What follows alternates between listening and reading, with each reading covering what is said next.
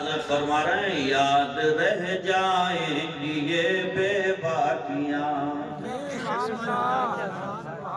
یہ بازوؤں میں جان، یہ جسم میں جان، یہ ہردم، یہ اودھم، یہ دوسرے پہ ظلم ڈھا دینا، اتیاچار کر دینا، یہ سب کچھ یاد رہے گا کس دن؟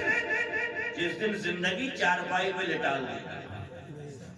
یاد رہ جائیں گی یہ بے باکیاں، نفس تو رام ہو ہی جائے گا۔ جس دن لمبے لمبے لیٹ گئے تو اس دن ایک پوری تصویر چلے گی سامنے، یار بڑی اودھم مچائی میں نے تو زندگی، اب تو سانسیں بھی ٹھیک سے نہیں آ رہی۔ دیکھو حدیث پاک میں آیا ہے قیامت کی بھیڑ میں اللہ کے عرش کے علاوہ کوئی جگہ ایسی نہیں ہوگی سائے دار کہ جس میں بندہ کھڑے ہو کے سایہ حاصل کرے۔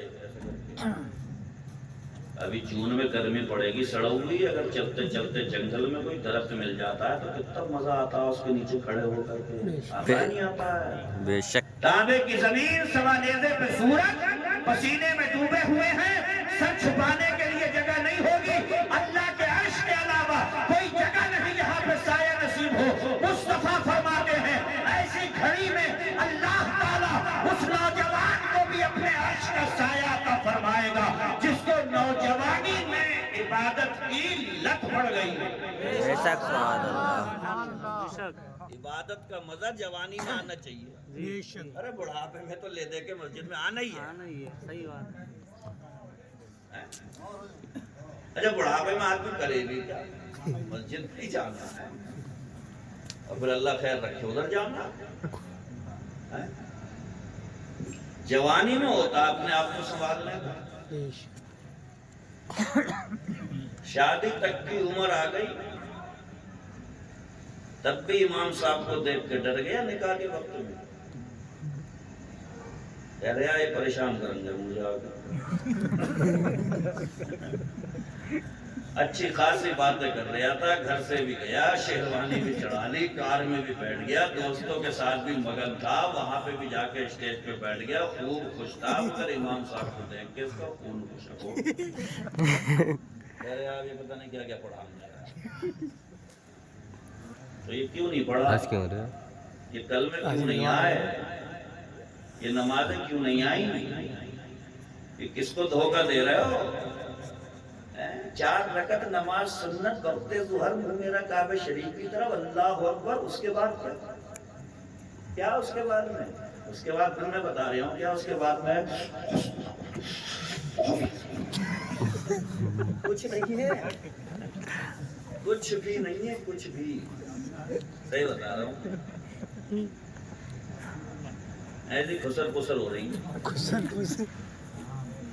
امام صاحب کہتے ہیں کسی دن کہ سنائیے کوئی دیکھ لوں کیسی ہے، تو کہہ رہے شک کر رہے ہو، شک نہیں کر رہے ہیں وہ، انہیں یقین ہے کہ کچھ نہیں ہے۔ بے شک، حق ہے۔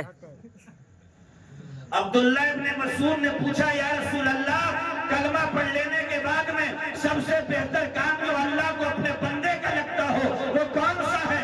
میرے آقا نے تاجدار مدینہ نے کہا تھا اداء الصلاۃ لوقتہا، اگر نماز کا وقت ہو جائے اور بندہ پیشانی کو جھکا کر کے اپنے خدا کی عبادت کر لے، مصطفیٰ فرماتے ہیں اللہ کو اپنے بندے کا یہ کام سب سے بڑھیا لگتا ہے۔ سبحان اللہ، بے شک، سب سے بڑھیا کام کرتا ہے، نہیں ہو پا رہے آپ، بعض بات تو اتنا ضدی ہوتا ہے وہ منہ سے تو نہیں کہتا مگر لگتا ہے صحیح جیسے یہ کہتا ہوا کہ میں تو اپنی پڑھواؤں گا آخر میں نہیں پڑھوں گا اس کی۔ جمعے تک میں رومال لپیٹ دیتا ہے سر سے، بہت درد ہو رہا ہے سر میں، جمعہ تک گول کر دیتا ہے، ایسا ایسا کیری بھی ہے۔ یہ شہادت گاہ الفت میں قدم رکھنا ہے، لوگ آسان سمجھتے ہیں مسلمان ہونا۔ عبداللہ بن سلام یہودی تھے، پہلے اسلام قبول کر لیا تھا، موسیٰ علیہ السلام کی شریعت میں اونٹ کا گوشت حلال نہیں تھا. اسلام جب قبول کرا تو حلال مانتے تو تھے, کھاتے نہیں تھے. عبداللہ بن سلام صحابی رسول ہیں, یہودی تھے پہلے, اسلام قبول کر لیا, گوشت کو حلال مان رہے ہیں, لیکن کوئی پوچھتا تھا کہ کھاتے کیوں نہیں ہو, تو کہتے تھے طبیعت نہیں لیتی ہے میری. تو قرآن کی آیت اتر گئی, یا ایھا الذین آمنوا ادخلوا فی السلم کافہ, اے ایمان والو اسلام میں آنا ہے تو پورے پورے آؤ. بے شک. یہ نہیں چلے گا کہ حلال تو مانتا ہوں, جائز تو مانتا ہوں, مگر کھاتا اس لیے نہیں ہوں کہ طبیعت نہیں چاہتی. اللہ نے قرآن کی آیت اتار کے صرف ایک اونٹ کے گوشت کی وجہ سے یہ بتایا کہ سنو, اسلام قبول کرنے کے بعد میں تمہاری طبیعت بھی نہیں چلے گی, اگر چلے گی تو میرے محبوب کی شریعت کی چلے گی.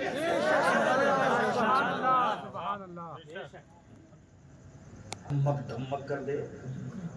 اس سے پوچھو یہ کیا کر دیا, تو بڑے بھولے منہ سے کہہ رہے بچے نہیں مانے, بچے نہیں مانے.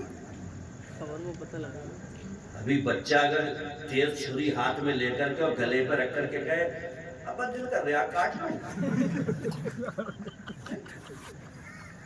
بھئی ابا کہہ دے گا اس سے چل تیرا دل نہیں ماننے تو کاٹنے